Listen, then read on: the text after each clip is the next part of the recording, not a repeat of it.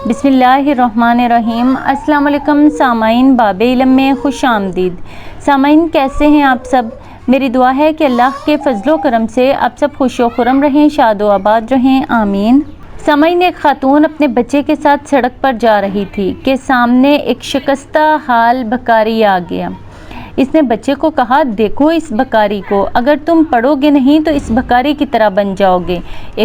एक और ख़ातून भी इसी सड़क पर अपने बच्चे के साथ जा रही थी। इसने भी अपने बच्चे को कहा, देखो इस बकारी को, अगर तुम पढ़ लिख कर बड़े आदमी बन गए तो इनकी ज़िंदगी बदल सकोगे। दोनों माएँ तरबियत कर रही हैं, लेकिन दोनों के नताइज बिल्कुल अलग निकलेंगे। एक ने बच्चे को खौफ दिया और दूसरी ने अज़म और ख्वाब दिया। तरबियत बहुत नाजुक काम है, क्योंकि ये आज की कौम्पल की वो तराश खराश है जो कल एक तनावर दरख्त की शक्ल लेगा। उल्मा का मिंबर हो या उस्ताद, माँ की गोद हो या वालिद की देखभाल, ये सब इसी तरबियत के गहवारे हैं। लिहाजा तरबियत को हमेशा मुस्बत अंदाज दें। बहुत शुक्रिया।